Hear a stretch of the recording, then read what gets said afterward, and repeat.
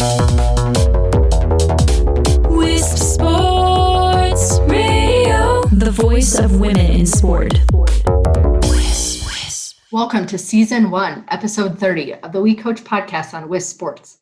Every 2 weeks, we go one-on-one with some of the greatest women coaches, administrators, and industry leaders in the world of sports for insightful and inspiring conversations. I'm your host, Megan Kahn, Executive Director of WeCOACH. This podcast is a co-production of WeCOACH and Wisp Sports. WeCOACH has become the premier nonprofit organization committed to keeping and advancing women in the coaching profession. Through our in-person and online programming and resources, we are empowering current female coaches and inspiring the next generation of young girls who dream of following in their footsteps.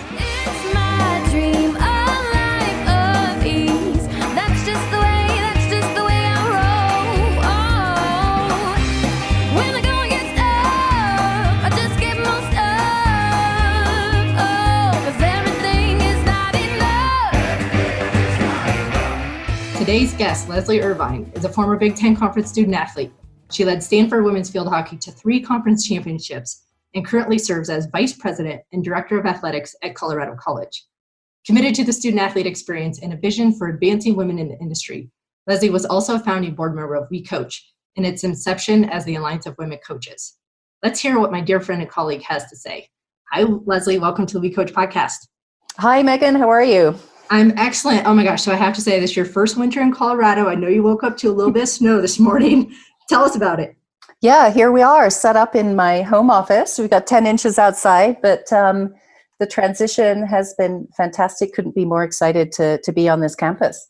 We'll talk about your transition on the campus. Yeah. Outside of the snow. Yeah. So, started here June 1st. And so I've been here 6 months. This was an opportunity that checked so many boxes for me in terms of the skill set that I brought to the table. I have D1 experience, D3 experience. I've been around ice hockey, which is a really big deal in this community, but then also committed to both the Division I and Division III athletic experiences. So it has been fantastic. It's, I think the big challenge and what I'm working really hard on is we've got a couple of big projects going on. We have the arena that we're in the middle of kind of finalizing that project, which will be huge and transformational for the campus. And we're doing a logo refresh. And so there's a couple of projects that are just big ticket items, but also staying focused on building relationships. So making sure that, your first meetings with people aren't straight to business. So that's been a lot of fun as I think about my first 6 months here. Well, and I know you're a great relationship builder. What do you think has been the most surprising thing since you arrived in Colorado Springs?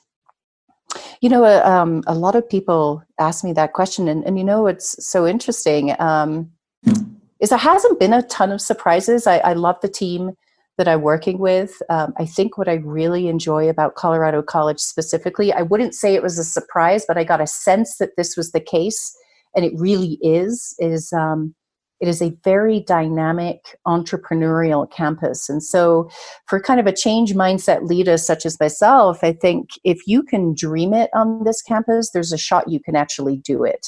And maybe I could tell you a little bit about the block plan, or we're a unique college in that the students here take classes one block at a time. So they're 4-week classes. And so the basis of that being so unique is that we have different types of students, we have different types of thinkers, we have thinkers outside of the box, and that's really, really valued on campus. And that really energizes me. That's awesome. And what a special place to do it in. Division III, D1 ice hockey, building all the things that you're doing. We're going to get a little bit into later on and what kind of a builder you are. But I'm going to take us back. So you grew up in England as a championship field hockey player. You have this great career as a student athlete at university. My hometown, or home state, I should say, Iowa Hawkeyes. You led them to a Final Four. Yeah. When did you know you wanted to be a coach? Gosh, I talk a lot about gratitude and thinking about how athletics and sport has just opened doors for me. And so I think it started with, like many of us coaches, we had transformational, extraordinary experiences as student athletes. you had role models as coaches. I had some really strong role models growing up, some really strong female role models in terms of coaches as well.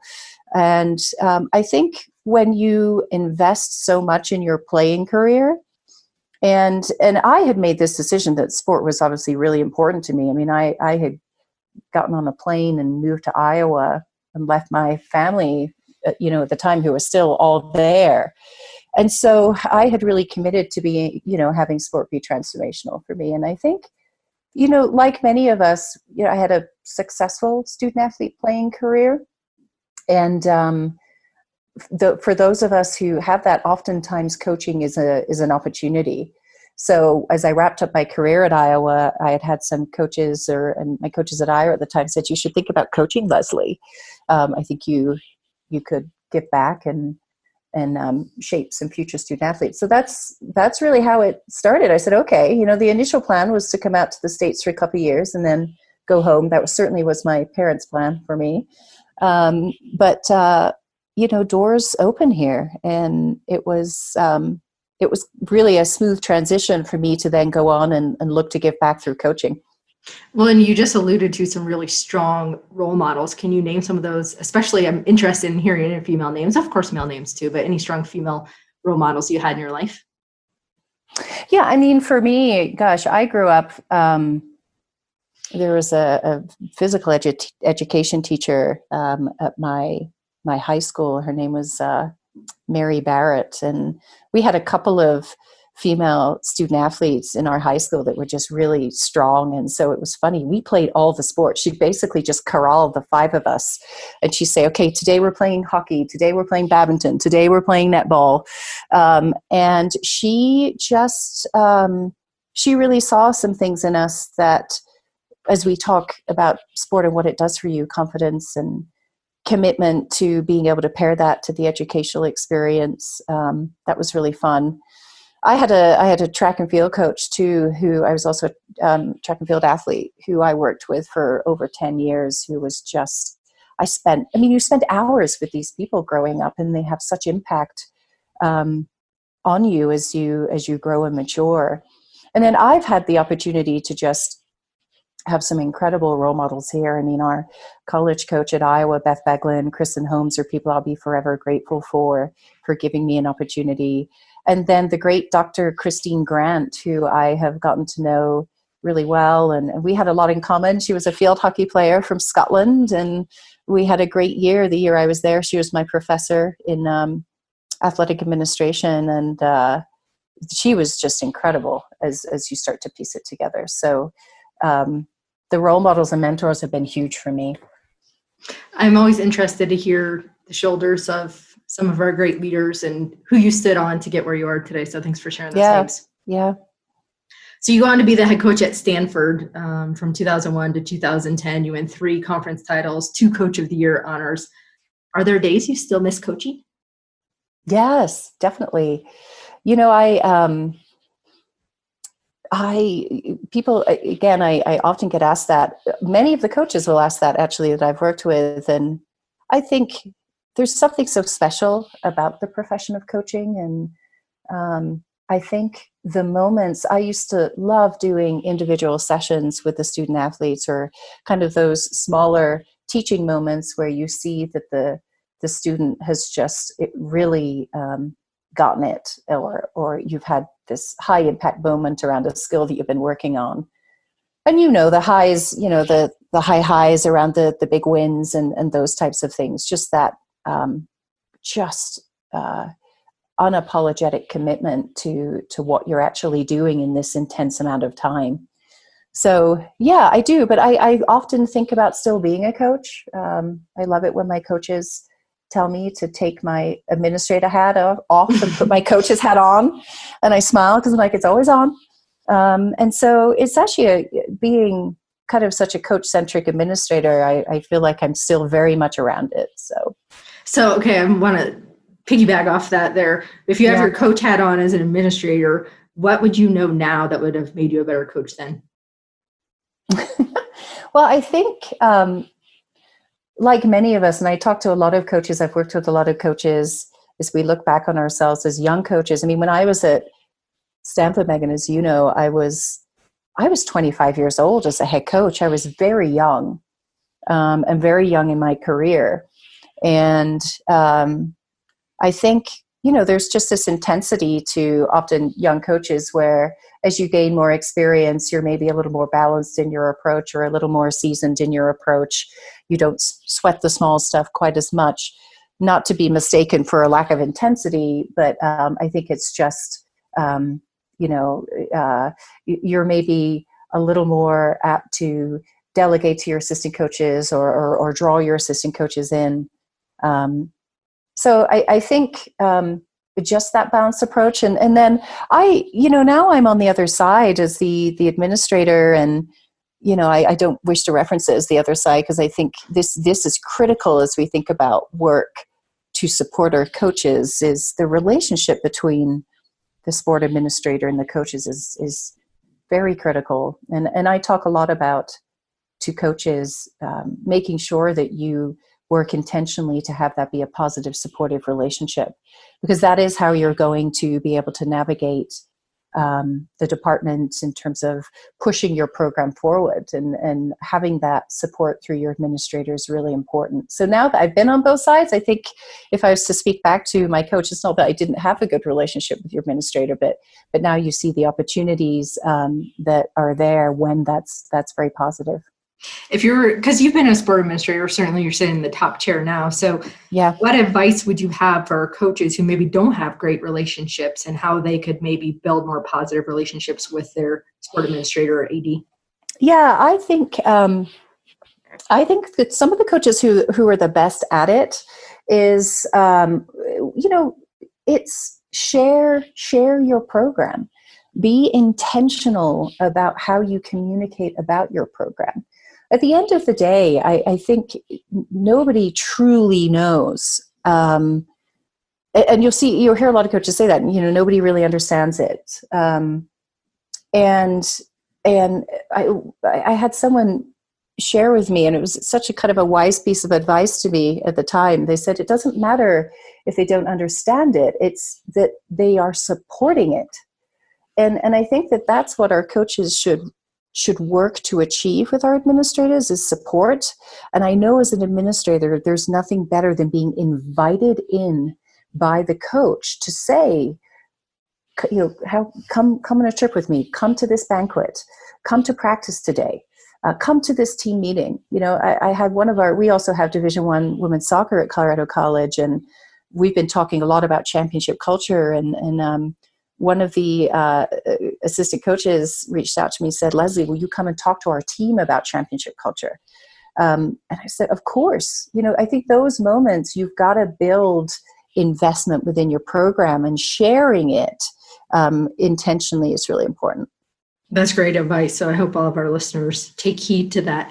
I have a question. Do you interact with your assistant coaches, or do you empower your head coaches to be the ones that interact in helping to build up those assistant coaches? Yeah, great question, Megan. I do interact with the assistant coaches, and I think that won't surprise you, Megan. In a lot of my passion is obviously building future head coaches.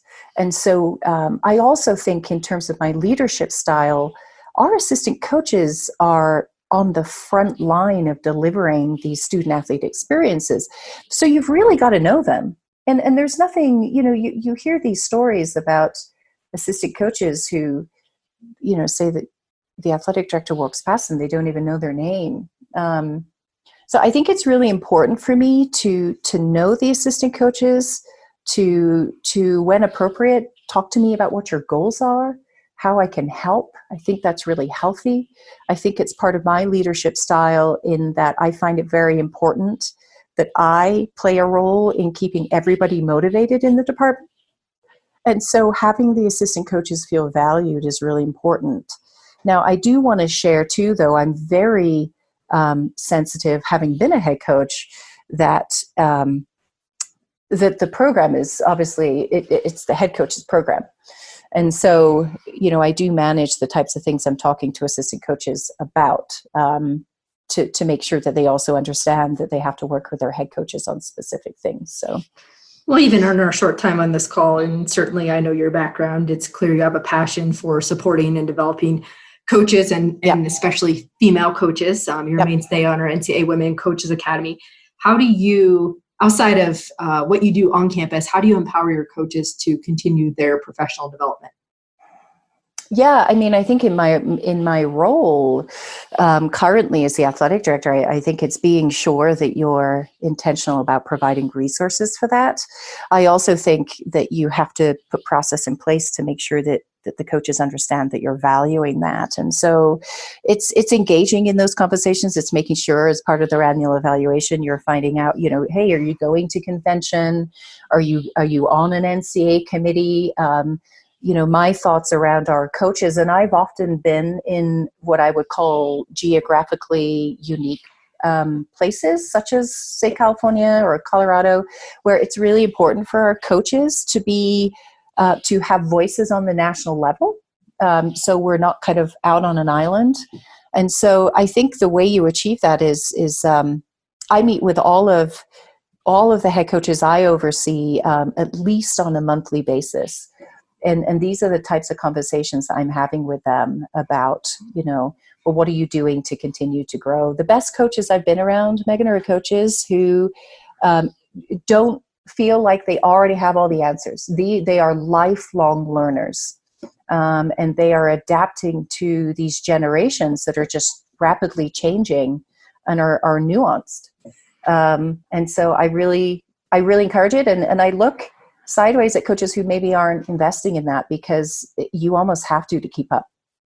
You looking sideways makes me giggle a little bit internally. We're not going to go there right now, but I know you've hired a lot of coaches in your career. What's that it factor you're looking for? You know when you used to recruit and you'd see a student athlete and they just had a kind of a way that they walked, or they have a little bit of an edge to them in terms of confidence. It's kind of an X factor. And it's hard to quite put your finger on it. But I think for me, it's, a lot of coaches do a nice job of talking about how they would manage their program, what the blueprint of their program management is. You'll ask them, how do you recruit? And they'll say, well, I recruit a lot. And here's how I recruit. I think as an athletic director, you're looking for coaches who do some things that are just different, that are creative. I think you're looking for coaches with, quite honestly, a proven track record of success. So even if you're looking to hire and give somebody their first opportunity as a head coach, which I certainly love to look for those opportunities, I think it's still really important to focus in on those young assistant coaches potentially who have had winning experiences in their student athlete careers, and then been around programs where there's forward progression. And so I think that's really important. And then, I'm always looking for coaches who have just a little bit of that competitive edge, where that they are going to be unapologetic about the experience that they're providing. Now, you're still looking for coaches who are looking to deliver a holistic experience, who care deeply about student-athlete welfare. I mean, all of those things. But I think I often encourage coaches to talk more about wanting to win, because that excites you. I think that excites administrators who are kind of evaluating these candidates. What if you could hear from some of the top women in sports, like Jill Ellis, Dr. Jen Welter, LaChina Robinson, Leisha Clarendon, Kelly Inouye Perez, and Jenny Gilder? WeCOACH and Huddle have partnered to bring you this epic lineup in the first ever Breakthrough Summit, designed to develop and inspire women in sport. Having positive female role models allows young girls to say, if I can see her, I can be her. Breakthrough Summit is free and open to anyone at any level. Tune in on your computer, laptop, tablet, or phone to watch this live online event. Mark your calendar for December 16th and register today at WeCoachSports.org. I want to go back because we kind of skipped over this. So you're obviously this successful coach, and then you make this leap into administration. what, after being so successful, was like you knew you achieved everything you could as a coach, and then were like, I want to have a bigger impact as an administrator? What pushed you that administrative route? Yeah, those are really big decisions, right? The idea of leaving coaching. And I think in many ways, I'm proud to have made the transition, because I have a lot of friends who are coaches who talk to me about thinking about doing this or wanting to do it. And I think the transferable skills are there. I think for me, it's funny. I believe, and this ties back to my initial comment, that athletics just has the opportunity to integrate with the mission of the college. And so, and I've always believed that. And so for me, I felt this kind of desire to start to impact on a higher level. The other truth of it, Megan, is I started to just fall out of love with hockey a little bit, and it just, in terms of not feeling as excited about the X's and O's of the game. And it's really hard to look your student athletes in the eye and tell them, bring 110% when your heart's not in it. So I had got myself on the NCAA field hockey committee, and I got to network and get to know and build relationships with some administrators who were on there. And I was really fortunate that those couple of years, because they were some really successful, seasoned female administrators. And they started, so then you're seeing it. I said, well, what do you do on campus? And what does sport oversight look like? And they said, Lesley, you should, if you ever wanted to be an administrator, in seeing you in these rooms, I think you could actually do it. So long story cut short, I think when that opportunity arose, I really lent on some of those relationships that I had built to speak to the fact that they had confidence in my ability to have transferable skills. And those moments are critical, Megan. You've got to have your people who are willing to step up and support you at the right times. So many nuggets in that conversation you just dropped right there. And you've already twice alluded to the fact of some strong females in your life kind of pulling you along into that next step. The first when you went into coaching, and now when you went into administration. I think those are some pretty powerful themes. Yes, I mean, for sure. Yeah, I have so much gratitude for, and I'm actually quite focused right now, Megan, on giving back. I mean, I was actually going to touch on that at some point, is we also need to get to a point in our career where we're looking to do the same. Absolutely. So we're going to get to that in a minute, but I want to stay with this because I'm interested to know, talk about those transferable skills. So what aha moments did you have maybe in that first year or two as an administrator? I'll be forever grateful to Greg Christopher, who hired me at Bowling Green, and he took a chance on, I went straight into an associate AD SWA role, and I was sitting on senior staff, and I just remember Greg. He's such an intentional mentor, and I remember at the time he said. He really believed in my transferable skills. And I talk to coaches all the time. I think they're some of the most talented human beings out there. I mean, they're in sales, they're in event planning, they're in alumni relations, they're in education. And so it was just a matter of us being able, or me being able to tell the story about, I can do this. And I'm doing it, but I'm just going to be doing it in a different context. What the lining of the stars there was also that the athletic director, Greg, really wanted to hire a former coach, because he felt at the time, his senior staff group, he felt that was a gap. There were no former coaches at the table, and in many ways I became the voice for that, which really helped as far as kind of the coach's perception of the administration. So, and I'll never forget Greg telling me that he said, Lesley, I don't expect you to be perfect. You are going to make some mistakes because you don't know what you don't know in that first year. And I'll tell you, Megan, for me, I was like, well, I'm not going to make any mistakes. So I just became really determined, and I don't really remember anything too catastrophic. So, but yeah, it's all about relationship building. And I had a really fun time early in that career. asking myself, because the bulk of my job at Bowling Green was I oversaw half the sports. I had men's basketball, I had women's basketball, I had half the sports. And I just remember having a really fun moment around, okay, so what did I need as a coach in order to be successful?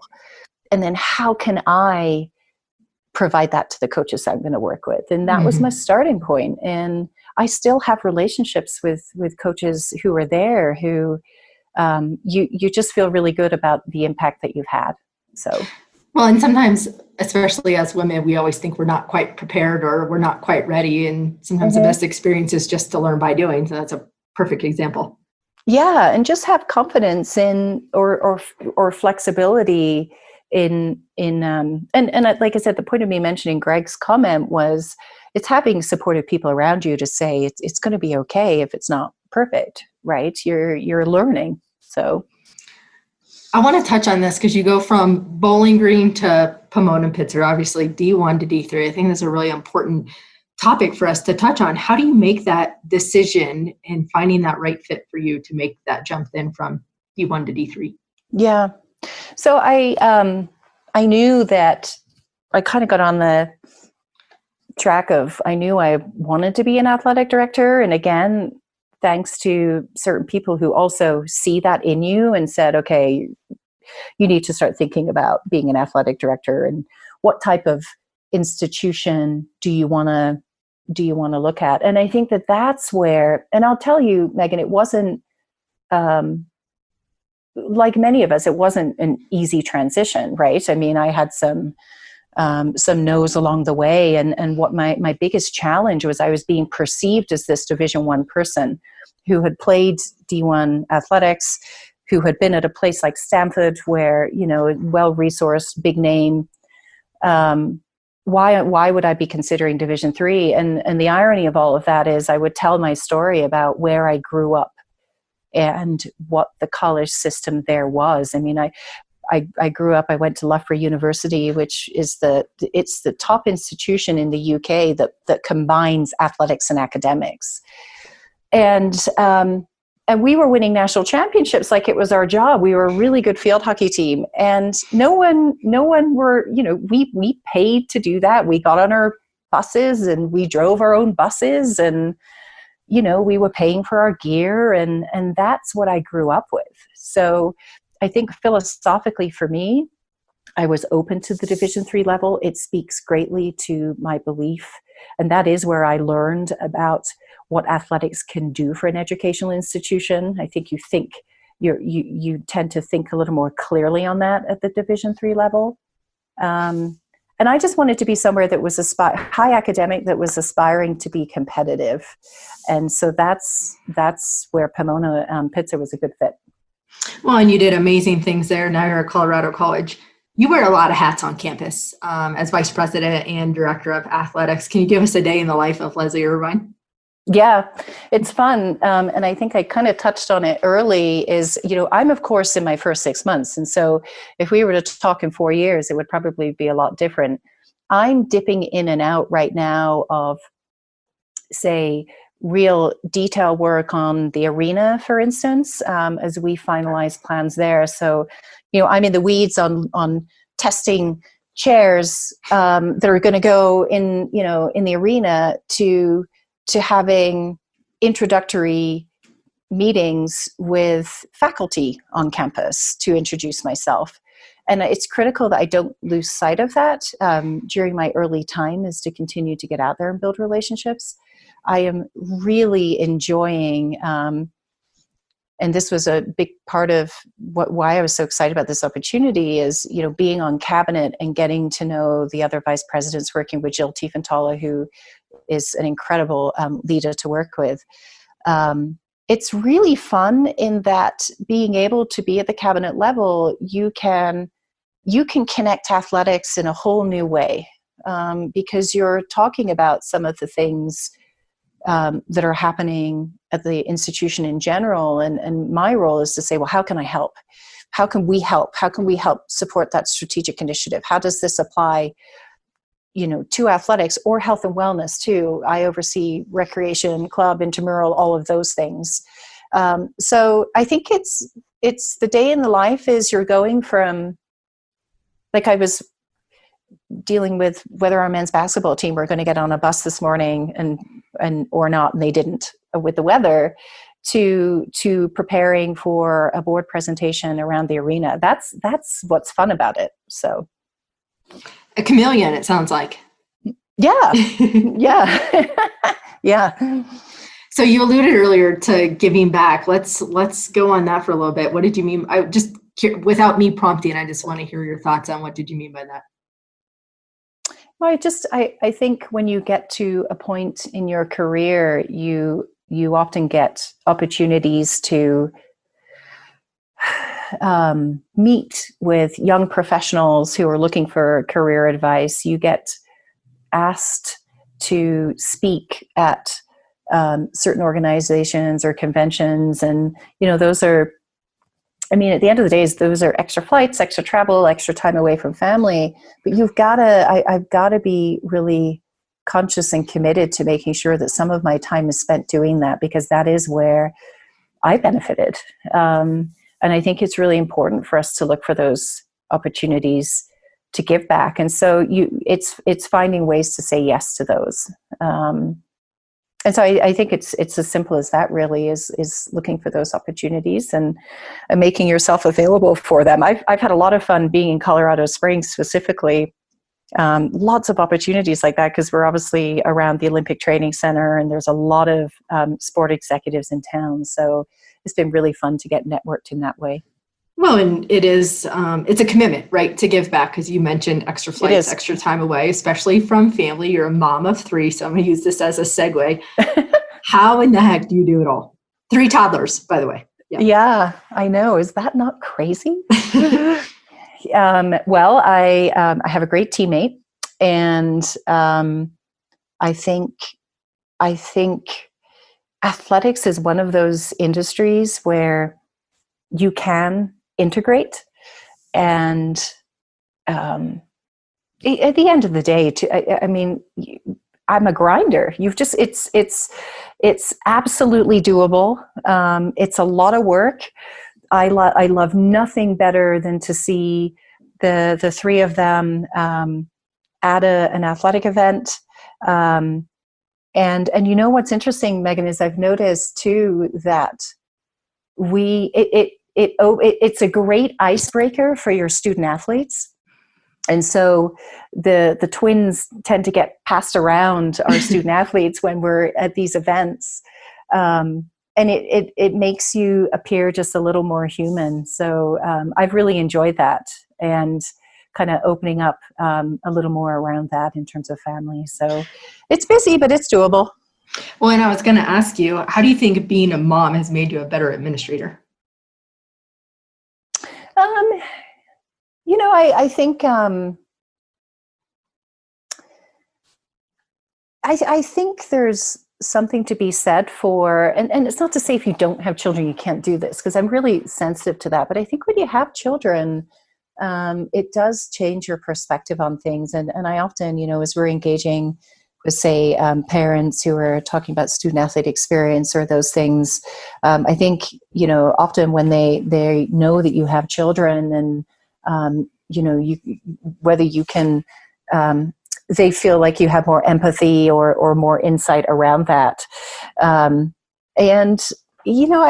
think, I'm not sure if it's the children or not, but again, I touched on having a more well-balanced approach to, we take what we do very seriously, but at the end of the day, we're also really fortunate to work in college athletics. And I think, when you come through the door at night, or when I come through the door at night, it's actually great for me I'm working on being just really present. And I think you've got to figure out your schedule there. I'll come home and I'll spend time with the family and be present, and then I'll go back to email, once the children are down. So, but I do enjoy that time, because you switch off for work. I mean, people know that if there's something urgent happening, they can call my cell, but they also know that between, typically 6 till 8:30, I'm a little bit more offline with the kids. And I think you just got to figure out something that works for you. And to have a good teammate, like you said, is key. Oh, for sure. Yeah. So Lesley, we end every episode with rapid fire. So I got to put you on the hot seat here for 5 questions. Yeah, I'm excited. Here we go. All right, here we go. Name something on your bucket list. Ooh, I want to go to Australia or New Zealand. You need to hook up with Liz Hansen. Why don't you get athlete assessments to bring you over to speak or something? Absolutely. I like that idea. I'm putting Liz on the spot right now, so I hope she's listening. Coach or administrator, which one is more challenging? Gosh, that's hard. I would say they are both equally challenging in their own special ways. I'm going to go coach. Oh, good one. Yeah. Number 3. This is super interesting. I've never asked this question before. You're my first one on this one. What's your top value when it comes to your leadership philosophy? Consistency. Oh, I like it. Least favorite part of being an athletic director? Oh gosh, that's so hard to think about. Don't worry, it's just between us and a few thousand listeners.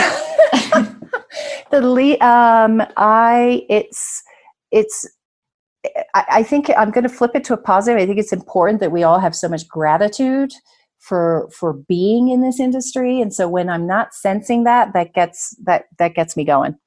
I like that. No, that's great advice. I like that. Yeah. All right, last one. If you could send a tweet to all of our coaches and listeners, what would you say? I would say that to all the coaches, I would say thank you. Like, just keep doing what you're doing. What you're doing matters. And just thanks for all that you do. Well, thank you for being here, Lesley, for your continued support for our organization, for our programs, and all you do for the coaching community and what you're doing to give back. Yeah, thank you, Megan. And this has been a lot of fun. I appreciate it. Let's go make snow angels someday soon. Yeah, let's do it. There's plenty of snow. Happy holidays from Wisp Sports. Thanks for listening to today's episode with Lesley Irvine. This wraps season 1 of the WeCOACH podcast. Join us for season 2 in January by subscribing to Wisp Sports in your podcast app. Applications for our 2020 NCAA Women Coach Academy and NCAA Academy 2.0 are available at wecoachsports.org. Until next time, everyone have a great holiday season. We'll see you in 2020. All sports, one voice, WeCOACH.